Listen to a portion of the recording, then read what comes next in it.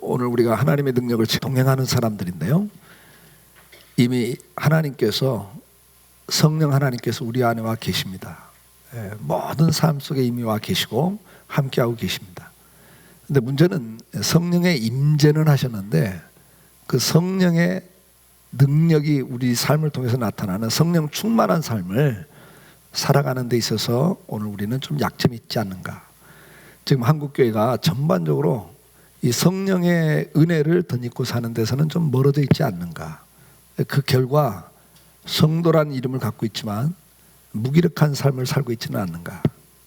우리가 주님과 동행하는 삶을 살자라는 큰 주제 속에서 지금 이 말씀을 나누고 있습니다.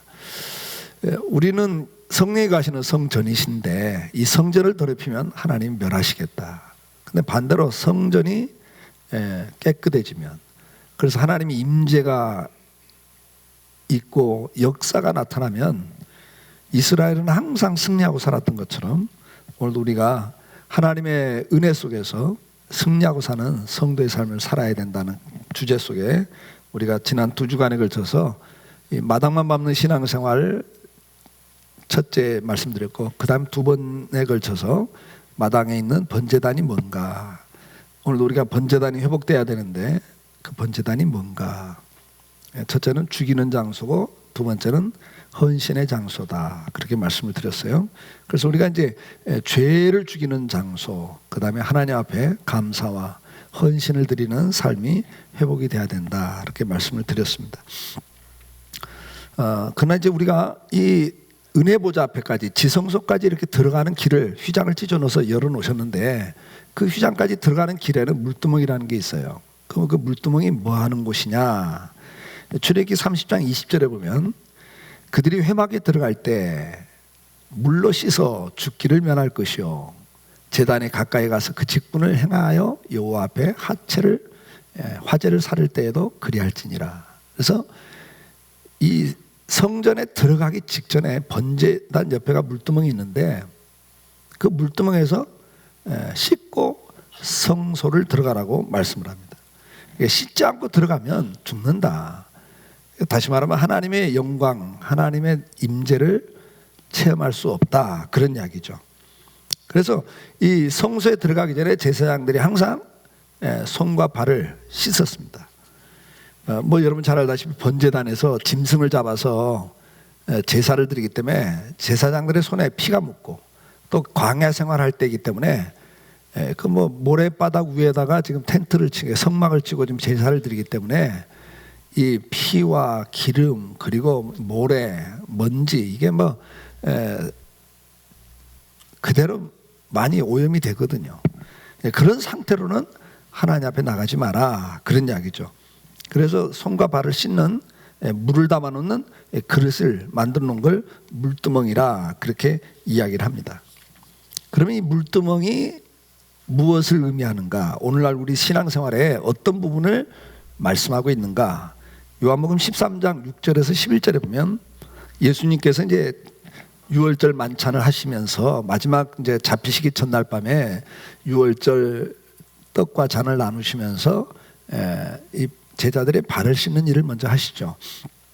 이제 그 일을 이렇게 기록하고 있습니다. 시몬 베드로에게 이르시되 베드로가 이르되 주여 주께서 내 발을 씻으시나이까? 예수께서 대답하여 이르시되 내가 하는 것을 내가 지금은 알지 못하나 이후에는 알리라. 베드로가 이르되 내 발을 절대로 씻지 못하시리이다. 예수께서 대답하시되 내가 너를 씻어주지 아니하면 네가 나와 상관이 없느니라.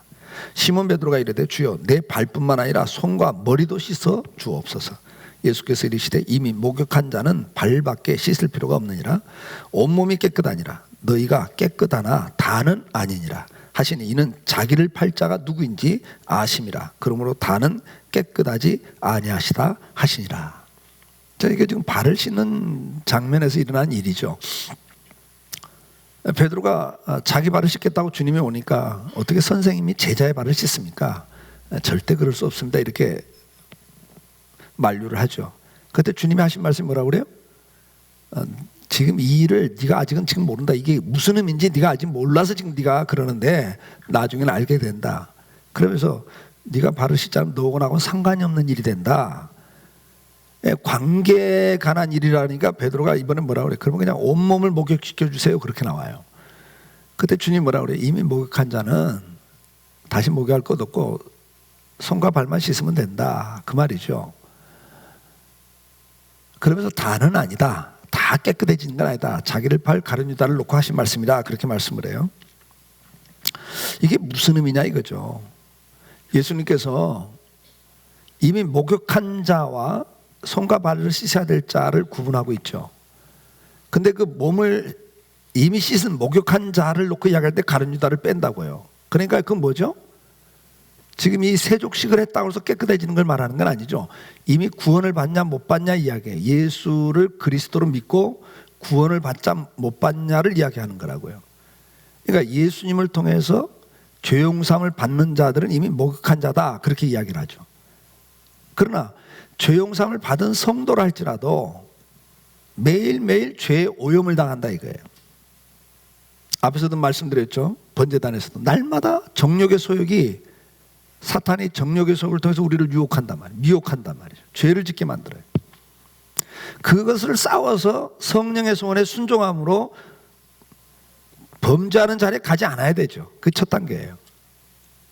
그러나 우리가 이렇게 이 땅에서 주님이 우리를 부활시킬 때 온전해지기 전까지는 우리 속에 죄의 쓴뿌리가 남아있고 정욕의 소욕이 우리를 격동시키면 우리가 그 유혹에 넘어가요. 그래서 또 불순종을 해요. 여러분 가운데 불순종을 안 하고 예수 믿고 난 다음부터 나는 완벽하게 순종하고 산다 있어요? 그런 사람은 한 사람도 없어요. 그건 거짓말하는 자예요. 누구나 불순종을 해요. 하루에도 여러 번씩 불순종을 해요. 그것을 주님은 뭐라고 말하냐면 손과 발이 오염된 거로 표현을 하시는 거예요. 그걸 씻어야 된다는 거죠. 그 구약에도 이 부분을 이야기해요. 물두멍에서 손을 씻고 발을 씻고 성막에 들어가야 되는 거예요. 우리가 하나님의 은혜의 보좌 앞에 나가는 데 있어서 가장 큰 걸림돌이 뭐냐? 죄입니다. 죄. 하나님과 우리 사이를 가로막는 담과 같은 역할을 하는 게 뭐예요? 죄예요. 죄가 들어오면 무조건 하나님과 분리가 됩니다. 그래서 하나님 앞에 다시 화목하고 하나님과 다시 친밀한 관계를 유지하려면 그 죄 문제를 해결해야 되는데 우리 인생의 죄 문제는 예수가 해결하셨어요. 그러나 그 죄를 해결하셨지만 그 해결하는 방법이 뭐죠? 믿고 회개함으로 해요. 회개함으로. 그러니까 내가 예수가 십자가에 죽으신 걸 내가 믿고 회개하지 않으면 그 십자가의 공로가 내게 되질 않아요. 예수님이 십자가에 죽으셨다고 지금 지구촌에 있는 모든 사람들이 죄 용서함을 다 한 게 아니란 말이죠. 예수 그리스도가 나의 구주임을 믿고 자기가 죄인임을 발견하고 그 죄를 고백하고 회개할 때 그 십자가의 구원의 은총이 우리에게 적용이 되는 거예요. 여러분 그렇기 때문에 예수 안 믿고 회개하지 않으면 예수님이 십자가에 죽어서 우리의 죄를 대속했지만 그 혜택이 그 대속의 능력이 우리에게 임하지 않는 거예요. 너희가 마음으로 믿고 입으로 시인함으로 구원에 이르는 거예요. 이 과정이 필요해요. 근데 우리가 예수를 믿고 죄사함을 받는 방법은 회개의 방법이에요. 하나님과 회개의 방법을 주신 거예요. 그럼 이 노뚜멍에서 의미가 뭐냐? 어떻게 우리가 회개 생활을 해야 되는가를 노뚜멍이 설명을 해줘요. 출애굽기 38장 8절에 보면 그가 노수로 물두멍을 만들고 그 받침도 노수로 하였으니 곧 회막문에서 수종드는 여인들의 거울로 만들었더라. 그렇게 기록을 했어요. 참 성전 안에 있는 여러 가지 기명들은 금이나 노수로 만들었는데 이 물두멍은 노수로 만들었어요. 근데 노수로 만들었는데 그때 이스라엘 백성들이 출애굽을 할 때 가지고 나왔던 많은 보물들이 있죠. 막 10가지 제약이 내리면서 하나님이 진노하시니까 그리고 이스라엘이 이제 나가니까 그들이 그동안 노예로 생활하면서 못 받았던 거 내놔라 막 이렇게 하니까 그들이 막 다 내준 거예요. 왜? 머물러 있다가 더 큰 재앙이 내리게 생겼으니까 그냥 금은 보석 다 주면서 빨리 나가라고 그래서 이스라엘 백성이 잔뜩 갖고 나왔잖아요. 그걸 가지고 성막을 짓도록 다 내놓은 거예요. 그래서 많은 금은, 그리고 보석들, 그리고 가죽들, 성막을 짓는 데 필요한 모든 것들이 그들의 노예 생활하면서 뭐 그런 게 있었겠어요. 금이 어디 있고요. 그게 다 출애굽할 때 애굽 사람들이 준 걸 가지고 나와서 헌금을 해서 성막을 짓는 거잖아요. 근데 이 놋을 녹여서 기구들을 만들 때 이 물두멍만은 회막에서 수종드는 여인들이 쓰는 거울을 걷어서 만들었어요. 의미가 있다고 말이죠. 요즘 거울 아니라 옛날 거울은 놋이잖아요. 구리를 이렇게 광을 내서 거울로 썼잖아요. 그걸 걷어서 녹여서 물두멍을 만들었다고 말이에요. 그러면 왜 거울을 걷어서 했을까? 다른 녹도 많이 있는데 왜 거울을 걷어서 이 물두멍을 만들라고 지시를 하시는가, 하나님이? 여러분, 거울의 의미가 뭐예요? 거울의 의미, 이건 회개 생활과 굉장히 중요한, 씻는 생활과 중요한 의미가 있죠. 여러분, 하루에 거울 몇 번씩 보세요? 우리 자매님들 특히 많이 보죠? 자매님들 하루에 거울 몇 번씩 봐요? 거울을 볼 때 목적이 뭐예요? 뭘 보려고? 자기가 얼마나 미인인가를 보려고? 들여다볼수록 뭐 나이 들어가는 표식밖에 더 나요? 거울 들여다보는 낙이 없어지지 않아요? 근데도 불구하고 왜 들여다보죠? 자기 모습을 보는 거예요. 자기 모습. 머리는 제대로 만져져 있는지, 옷매물씨는 제대로 돼 있는지, 혹시 또 치아에 뭐 또 고춧가루는 껴 있지 않는지. 지금 나가면서 외출하기 전에 꼭 거울을 들여다봅니다. 단장을 해요, 단장. 거울의 목적이에요.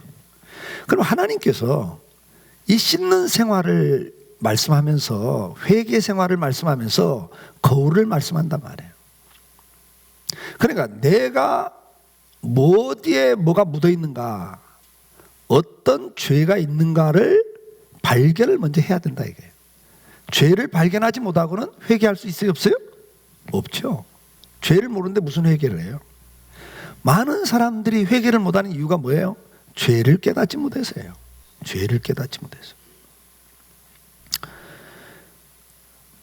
거울이라고 하는 그 개념을 여러분 기억하면서 우리가 성경을 보면 요한복음 17장 17절에 그들을 진리로 거룩하게 하옵소서, 아버지의 말씀은 진리니이다 그래요.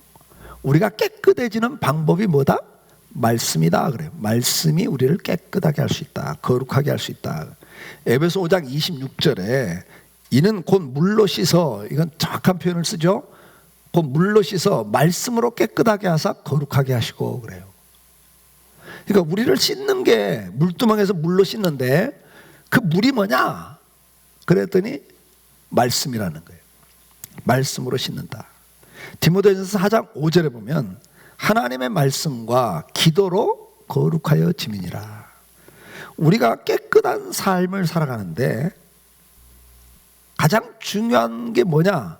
말씀과 기도다, 이렇게 말씀을 해요. 이게 무슨 이야기입니까?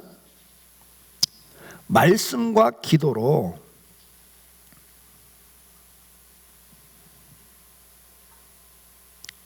자기를 발견하는 거예요. 시편 119편 9절에 청년이 무엇으로 그의 행실을 깨끗하게 하리까? 주의 말씀만 지킬 따름이니이다. 우리를 깨끗하게 하는 것은 말씀이에요. 시편 119편 11절에 내가 주께 범죄하지 아니하여 주의 말씀을 내 마음에 두었나이다. 그러니까 말씀을 내 마음에 두고 자꾸 생각할 때 죄를 짓지 않게 돼요. 히브리서 4장 12절 하나님의 말씀은 살아있고 활력이 있어 좌우의 날선 어떤 것보다도 예리하여 혼과 영과 및 관절과 골수를 찔러 쪼개기까지 하며 또 마음의 생각과 뜻을 판단하나니, 그렇게 말씀을 해요. 여러분, 우리가 물두멍은 거울로 만들었어요. 그거 뭐죠? 자기를 보고 자기 문제가 어디 있는지, 머리가 헝클어졌으면 어디가 헝클어졌는지, 얼굴에 뭐가 묻어있으면 어디가 뭐가 묻었는지, 그게 그냥 물로 씻어도 될 건지 아니면 물로 씻으면 잘 안 지워지는 것인지, 다 봐서 그걸 씻기 위해서, 깨끗하기 위해서 거울을 보는 거예요. 예를 들어서 뭐 기름이 묻어 있는데 그냥 물로 씻는다고 하면 더 얼굴 전체에다 발라놓죠. 그러니까 거울을 들여다보는 목적은 도대체 어디에 무엇이 묻었는지, 어떻게 흐트러져 있는지 그걸 확인하고 제대로 고치기 위해서 거울을 보는 거예요. 그러면 그 거울이 뭐냐? 그 거울을 보고 자기 모습을 보고 그걸 씻는 것은 말씀과 기도라, 그렇게 말씀을 합니다. 여러분들, 말씀과 기도 생활이 없이는 자기 죄를 발견하지 못합니다. 자기 죄를 발견할 수가 없어요. 말씀 생활, 기도 생활이 그전에도 이걸 예를 들었을 때 그물을 예를 들잖아요. 고기 잡는 그물. 방송실 그물 좀 보여줄 수 있어요? 예? 준비됐어요? 예. 자, 이 그물은 또 다른 거 하나 보여줘 보세요. 자, 그물에는 그물코라 그래요. 저 그물의 그 크기, 구멍의 크기. 그래서 그물이 가로줄, 세로줄이 있죠. 가로줄, 세로줄이 엮여서 그물을 만드는데 이건 무슨 고기 잡는 그물 정도 되는 것 같아요, 여러분? 이 그물코가 어때요? 어느 정도 고기 잡을 것 같아요? 고래도 작고 고등어 작고 꽁치까지는 작겠네, 그렇죠? 멸치는 작겠어요, 못 작겠어요? 멸치는 못 작겠죠. 무슨 이야기냐면 돌아가신 박유선 박사님이 이렇게 설명을 했어요. 말씀은 가로줄, 기도는 세로줄과 같습니다, 그물에. 그래서 말씀 생활이, 기도 생활이 듬성듬성 있는 사람들은 그물코가 커가지고 고기가 잡힐 때, 죄가 걸릴 때 큰 죄, 큰 고기나 걸립니다. 작은 고기는 다 빠져나가요. 근데 그물코가 촘촘해지면 말씀 생활과 기도 생활을 통해서 그 말씀 생활이 주야로 말씀을 묵상하고 기도를 주야로 시시때때로 항상 깨어서 기도하고 있는 성도는 그물코가 점점 어떻게 돼요? 가늘어져서 조그만 죄까지도 딱 걸려서 아이고 내가 또 불순종했구나, 아이고 내가 또 죄를 짓는구나, 그리고 회개를 한다는 거예요. 근데 말씀 생활과 기도 생활이 제대로 안 되는 성도는 어떻게 해요? 큰 죄만 걸려요. 그래서 자기는 별로 죄를 안 짓는다고 이야기를 해요.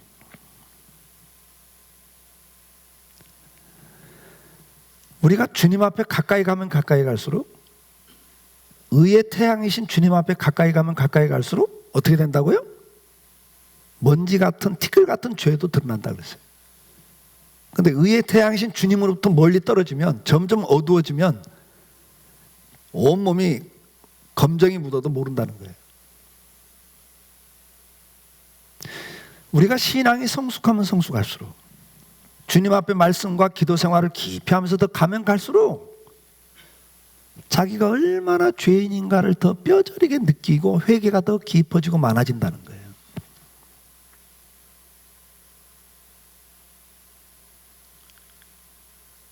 그래서 주님께서도 그저 세리, 나는 죄인입니다, 세리, 그를 칭찬했어요.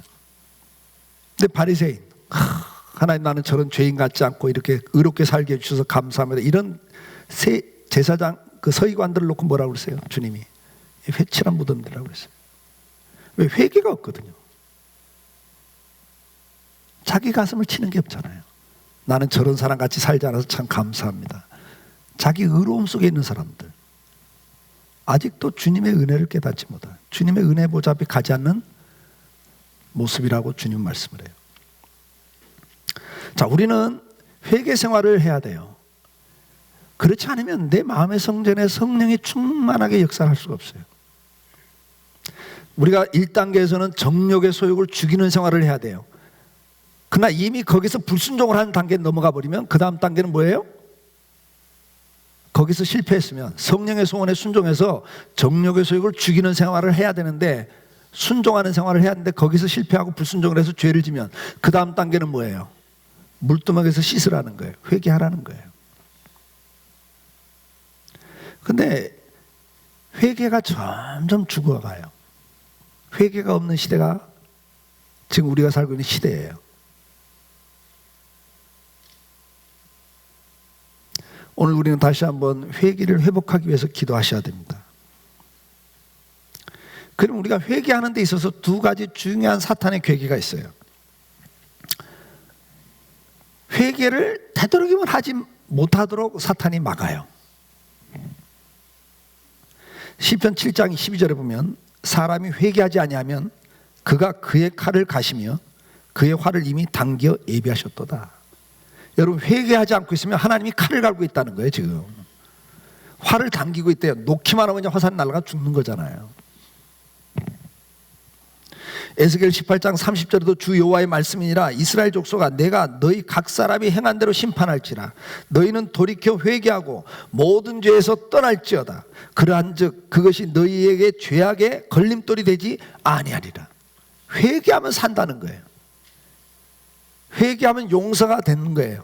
그러나 회개하지 않으면 그것이 너희의 걸림돌이 된다. 로마서 2장 5절 다만 내 고집과 회개하지 아니한 마음을 따라 진노의 날 곧 하나님이 의로우신 심판이 나타나는 그날에 이 말 진노를 내가 쌓는도다. 이 진노를 쌓는 거예요. 회개하지 않는 것은 심판을 자초하는 거라고 말씀해요. 요한계시록 2장 22절에는 볼지어다 내가 그를 침상에 던질 터요 또 그와 더불어 간음하는 자들도 만일 그의 행위를 회개하지 아니하면 큰 환난 가운데 던지고 그래요. 여러분, 회개하지 않으면 날이 이르러요. 하나님이 그걸 드러내는 날이 와요. 침상에 던져요. 큰 환난 가운데 던지겠다 그랬어요. 지금은 괜찮지요. 은밀하죠. 아무도 모르죠. 하나님은 칼을 갈고 있다니까요. 회개하지 않으면. 주님이 계속 기회를 주는 거예요. 지금이라도 끝을 내라. 지금이라도 돌아서라. 그것이 네 인생의 걸림돌이 되면 안 된다. 죄는 여러분 인생의 걸림돌이에요. 죄가 있으면 축복이 올 수가 없어요. 하나님의 은총이, 은혜가 임하지 않습니다, 여러분. 회개하는 자에게 주는 은혜예요.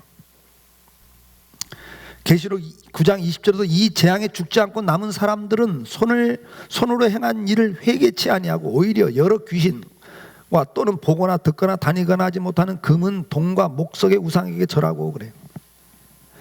하나님이 어느 땐 때려요. 그런데도 회개치 않고 더 마음이 강팍해 잡고 더 어긋난 길로 가더라는 거죠. 그래서 히브리서 3장 8절에서는 이렇게 권면해요. 광야에서 시험하던 날에 거역하던 것 같이 너희 마음을 완고하게 하지 말라.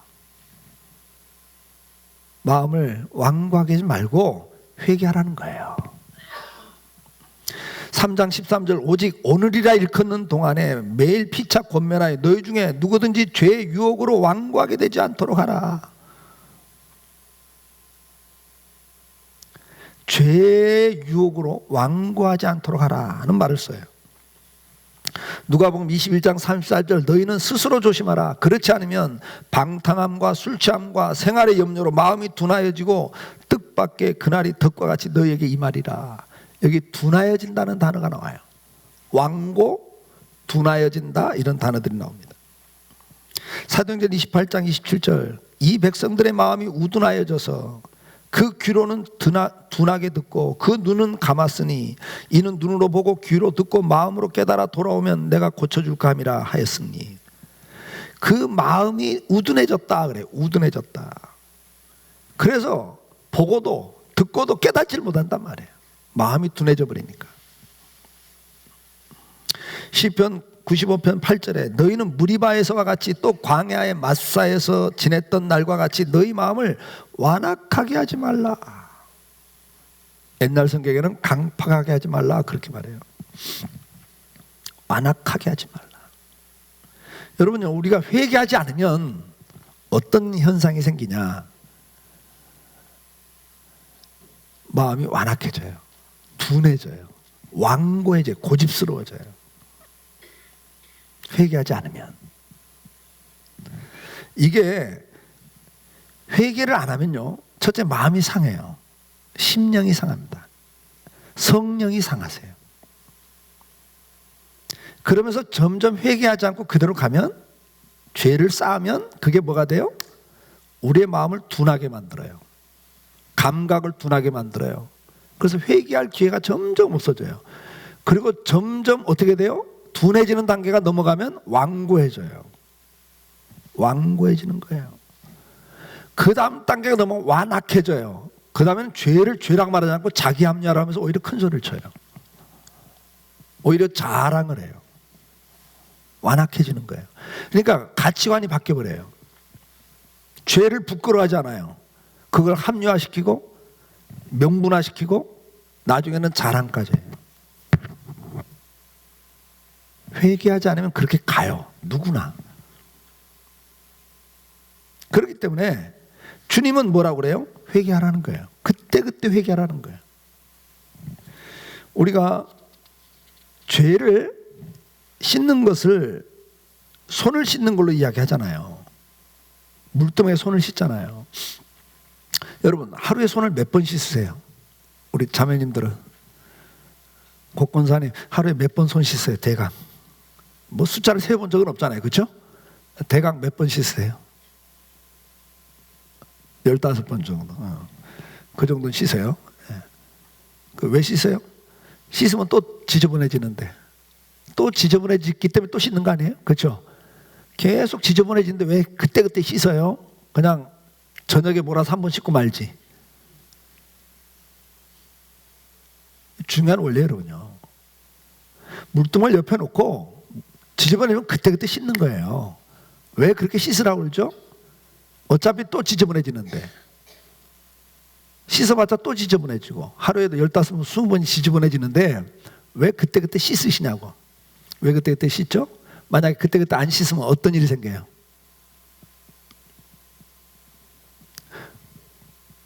때가 굳어진다. 그 다음에 그거 전에 오염 묻은 손 가지고 옷을 만지면 옷이 더러워져요. 그 오염된 손 가지고 음식을 만들면 탈나요. 무슨 의미인지 아시겠죠?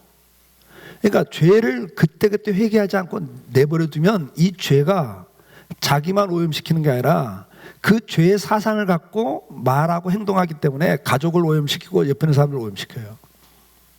강한 오염력이 있어요, 죄는. 자식까지 오염이 됩니다, 여러분. 부모가 죄를 짓죠. 애들이요, 안 보고 모르는 것 같아 다 알아요. 영물이에요, 애들도. 다 압니다. 그래서 보고 배워요. 부모의 영향력은 절대적입니다. 난 절대 아빠처럼 안 살아, 엄마처럼 안 살아. 반면교사? 무서워요, 그거요. 나중에 그렇게 또 해요. 왜? 그렇게 안 살아는데 그렇게 안 사는 방법을 배운 적이 없잖아요. 다른 방법을 배운 적이 없잖아요. 사람은 자기가 배운 대로 사는 거예요. 죄는 강력한 오염력이 있어요. 여러분이 분노를 갖고 있어 보세요. 그걸 회개하지 않으면 자식들도 분노가 여러분 그대로 가요. 자식들에게, 옆에 있는 사람들에게. 그러면 그들도 분노하고 있어요. 그들도 또 상처를 받고. 어저께부터 부부학교 했죠. 만나서 이야기 들어보세요. 상처투성이에요, 상처투성. 그게 다 누구? 제일 많은 상처를 준 게 부모들이에요, 여러분.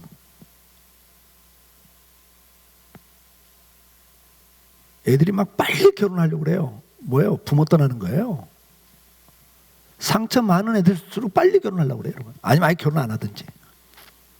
왜? 그 상처가 너무 커서. 그만큼 죄의 오염력은 무서운 거예요. 그러니까 바로 회개하지 않으면 오염력이 생겨요.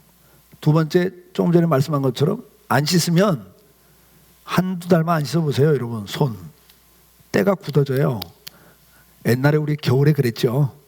요즘같이 난방 뜨거운 물 잘 나오는 게 아니라 그냥 겨울에 동네 개울가 가서 손 씻고 세수하고 뭐 고양이 세수 손끝에 물 살짝 묻자고 이러고 오잖아요. 손등은 목은 물이 안 가. 그러니까 한 달 지나면 어떻게 돼요?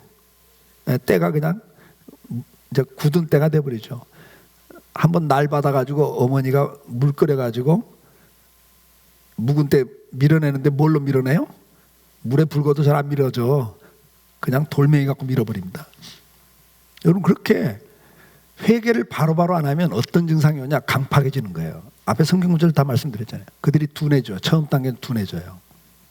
처음에는 그 죄를 지면서 조금 양심의 가책도 느끼고 이래서는 안 되는데, 그러다가도 그걸 계속 하면 합리화를 시키기 시작하면서 어떻게 돼요? 완고해져요. 나중에는 완악해져요. 그렇기 때문에 회개의 방법이 뭐예요? 바로바로 회개를 하셔야 돼요. 손을 씻듯이 하루에 15번 아니라 20번, 30번이라도 죄가 생각나면 어떻게 하셔야 돼요? 바로 그 자리에서 주님, 내가 불순종했습니다. 주님, 내가 이렇게 잘못했네요. 주님의 십자가의 보혈로 저를 용서해 주세요. 죄가 바로바로 생각나고 깨달아지는 것은 말씀과 기도 생활을 통해서 온다고 말해요.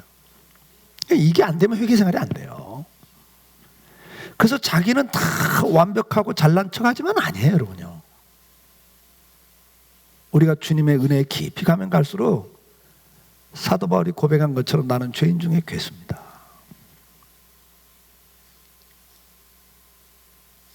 회개거리가 날마다 나와요. 주님이 그래요. 자기를 살펴라. 자기를 살피고 자기 짐을 져라. 자랑할 게 없다. 내가 누구한테 자랑할 수 있어요, 여러분? 신앙생활 이렇게 하는 거야. 어떻게 자랑을 해요? 주님은 자기를 살피래요. 자랑할 게 없다고 그랬어요. 그리고 자기 짐을 지라 그랬어요. 내 거나 잘하라고 말이죠. 우리가 부부관계도 항상 문제가 뭐예요? 상대 보고 잘하라고 요구하니까 문제가 돼요. 수없이 이야기했어요. 요구하지 말고 뭐 하라고? 하나님 뭐라 그래요? 네 거나 잘해라 그러잖아요. 남편들아, 아내들아, 부모들아, 자녀들아 이렇게 딱 명령해요. 네 거나 잘하라고. 예. 그래서 지명을 하는 거예요. 부모들아. 그러면 부모만 들어야 돼, 그건. 자녀들아, 남편들아, 아내들아. 그러면서 뭐라 그래요? 자기를 살펴라. 그리고 자기 짐을 져라. 오늘 우리는 각자 자기를 살피고 회개하는 자리에 가셔야 돼요. 남의 손발 씻으려고 하지 말고 자기 손발을 씻어야 돼요.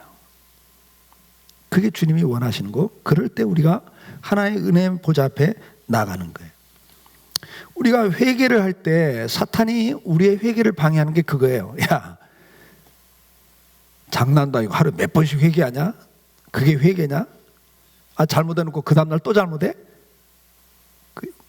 양심 있다면 야, 회개하지 마라 너. 하나님 놀리는 것도 아니고. 여러분, 그 말에 속으면 안 돼요. 하나님 뭐라고 그래요? 하루에 10번 아니라 20번이라도 불순종이 드러나면 어떡하라고요? 회개하라는 거예요. 그럼 앞에 전제가 있어요, 여러분. 어떤 분들은 이런 말고 구원파 같은데 이래요. 이미 예수님이 우리 죄를 다 용서했습니다.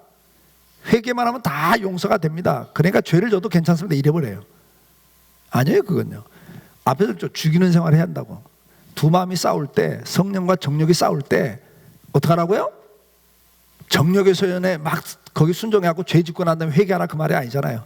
피 터지는 싸움을 먼저 싸우란 말이에요. 성령에 순종하도록, 불순종할 자리에 가지 않도록. 피 터진 싸움을 싸웠는데도 불구하고 우리의 연약함 때문에 불순종할 때가 있잖아요. 그때는 뭐 하는 거예요? 그 다음 단계가 회개예요. 근데 첫 단계는 무시해버리고 죄져도 괜찮아, 다 용서하셨어. 이건 회개를 모르는 사람들이 하는 이야기예요. 뭐 예수 뭐 죽기 직전에 믿으면 됐지. 지금은 내 마음껏 좀 살다가 강도처럼 주님 잘못했습니다 하면 구원받는다는데 뭐하러 지금부터 이렇게 묶여서 살아. 그냥 자유스럽게 살고 죄 짓고 뭐 하고 싶은 거 다 하고 막판에 막차 타면 돼. 뭘 몰라도 한참 모르는 분들이 하시는 말씀이에요. 주님은 그걸 원치 않죠. 주는 우리가 예수 믿고 매일매일 주님과 동행하는 삶을 살기를 원하셔요. 아멘? 예. 그걸 위해서 십자가에 죽으신 거예요. 막차 태우려고 죽으신 게 아니고 처음부터 예수 믿고 계속 일생을 주님과 동행하는 삶을 사는 것이 우리를 창조한 목적이기 때문에 그 목적대로 살도록 도와주기 위해서 우리를 구원하신 거잖아요. 그러니까 여러분 지금부터 매일 우리가 매주 지금 다루는 거 아니에요. 주님과 동행하는 삶이 얼마나 중요한가. 자, 마지막으로 이 사탄이 회개 생활에서 또 우리를 방해하는 게 있어요. 그게 뭐냐면 사제 은총에 대한 의심을 줘요. 우리가 죄를 회개하고 나면 주님은 그 죄를 다 용서하세요. 사무엘하 12장 13절에 보면 다윗이 나단에게 이르되 내가 여호와께 죄를 범하였나로 하며 나단이 다윗에게 말하되 여호와께서도 당신의 죄를 사하셨으니 당신이 죽지 아니하려니와 그래요. 시편 30편 5절 내가 이르기를 내 허물을 여호와께 자복하리라 하고 주께 내 죄를 아뢰고 내 죄악을 숨기지 아니하였더니 곧 주께서 내 죄악을 사하셨나이다. 요한일서 1장 9절 만일 우리가 우리 죄를 자백하면 그는 미쁘시고 신실하다고 말해. 약속을 철저하게 지키는 분이라 이 말이에요. 의로우사 우리 죄를 사하시며 우리를 모든 불의에서 깨끗하게 하실 것이요. 이사야 1장 18절 여호와께서 말씀하시되 오라 우리가 서로 변론하자. 너희 죄가 주홍 같을지라도 눈과 같이 희어질 것이요 진홍같이 붉을지라도 양털같이 어떻게 되리라? 희게 되리라. 그 죄가 어떤 죄라 할지라도 주님 앞에 나와서 죄를 자백하면 회개하면 양털같이 희게 되리라. 눈과 같이 희어질 것이다. 이사야 44장 22절 내가 내 허물을 빽빽한 구름같이 내 죄를 안개같이 없어지게 하였으니 너는 내게로 돌아오라. 내가 너를 구속하였음이니라. 아무리 빽빽한 구름 같은 죄라 할지라도 안개같이 없어지게 하겠다.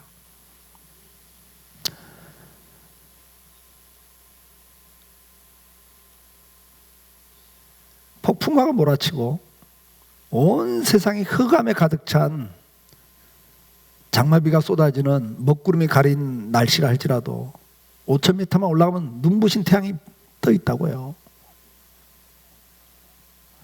여러분 죄악이 아무리 여러분을 덮고 있어도 회개하면 성령의 바람이 그 구름 한 번만 싹 밀어내면 하나님의 치료의 광선, 은혜의 광선, 축복의 광선, 응답의 광선이 다시 비치는 거예요. 회개는 그런 능력이에요. 골로새서 2장 14절은 이렇게 기록해 우리를 거스리고 불리하게 하는 법조문으로 쓴 증서를 지우시고 제하여 버리사 십자가에 못 박으시고. 이 증서는 뭐냐? 노예 증서를 말하거든요. 노예 문서예요. 근데 그걸 어떻게 하냐? 지우고 어떻게 한다고요? 붙여버리겠다고 말이에요. 너는 이제 죄인이 아니야라고 네 죄를 내가 용서했어 그럴 때 주님께서는 그걸 싹 지워버린다는 거예요. 그리고 기억도 안 한다 그랬어요.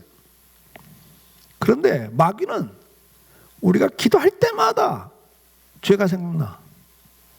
그게 20년 전에 회개한 죄인데 또 생각나. 기도할 때마다 옛날 죄가 생각나는 거예요. 그래서 또 회개해. 그 다음에 또 기도하니까 또 그 죄가 또 생각나. 그래서 또 회개해.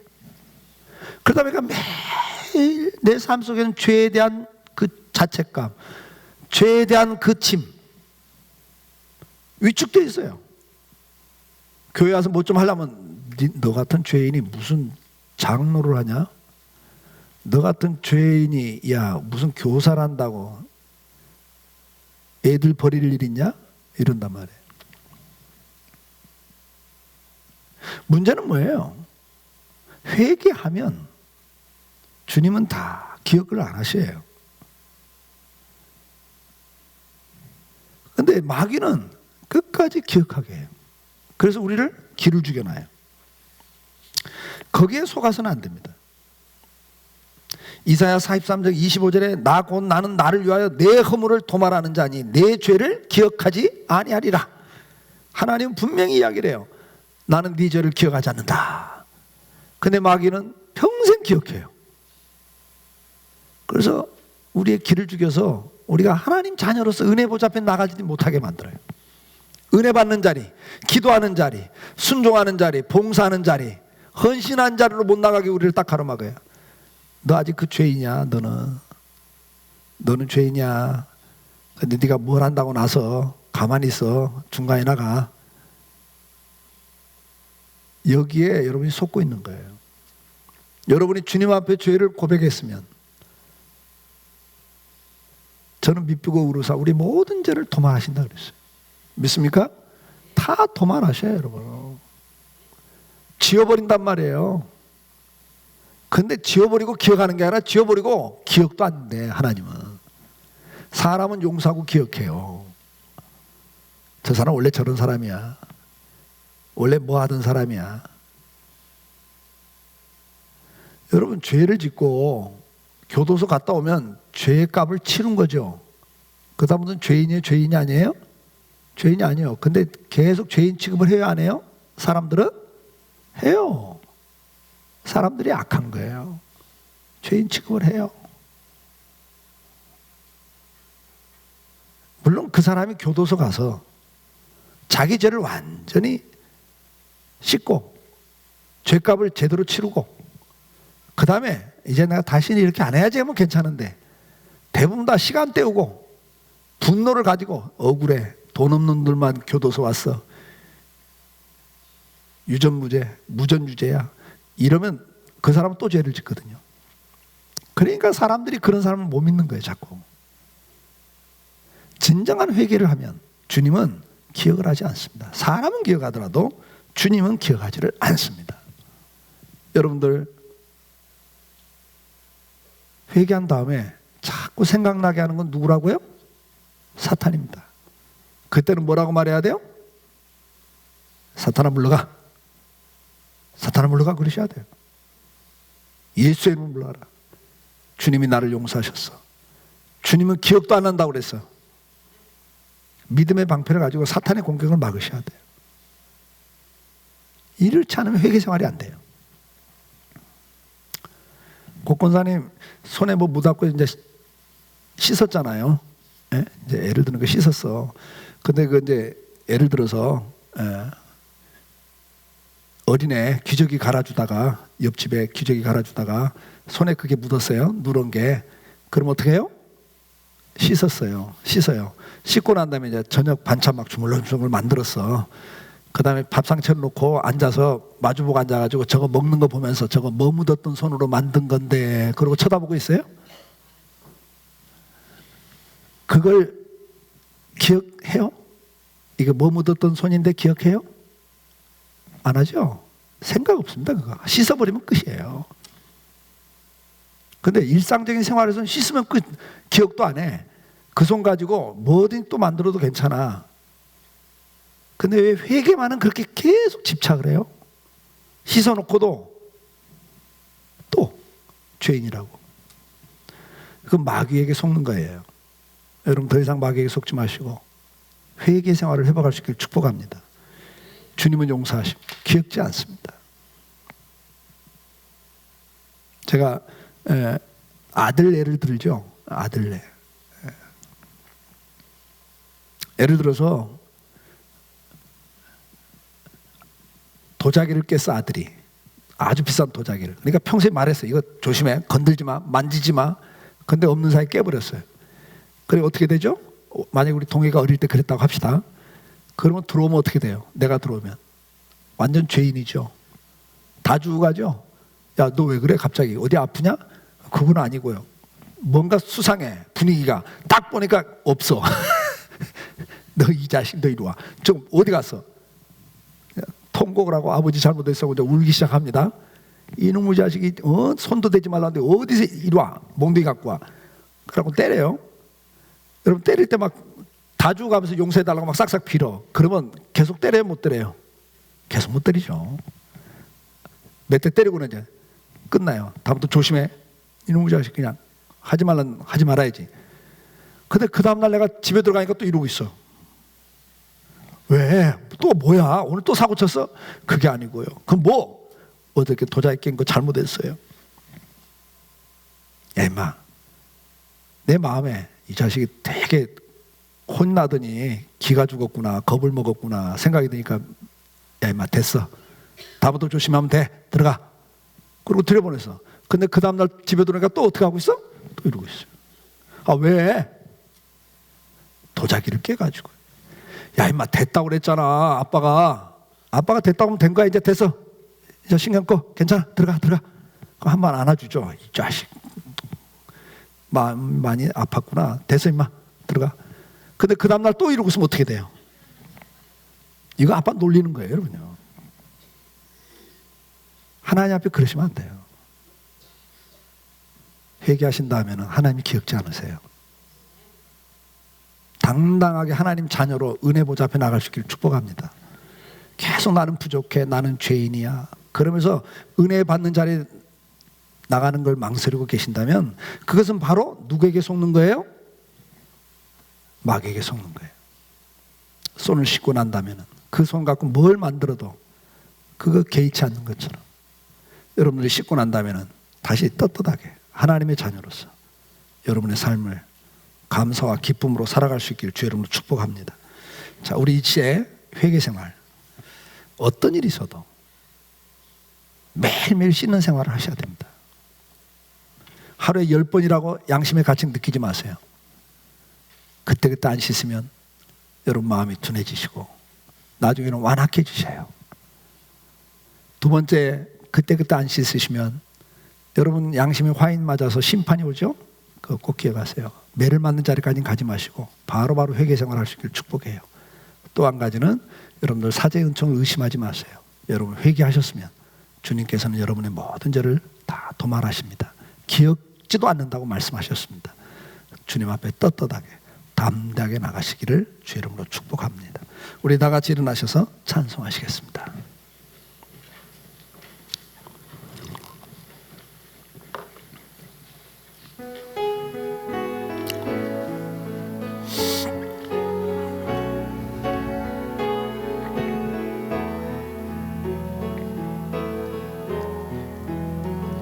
두 손 들고 찬양합니다.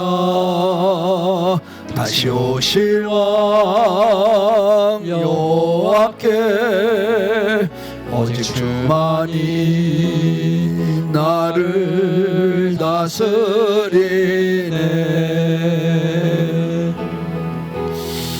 나 주님만을 섬기리. 헛된 마음 버리고 성령이여 내 영혼 충만하게 하소서. 주님 앞에 내 영혼 드리리라. 아멘.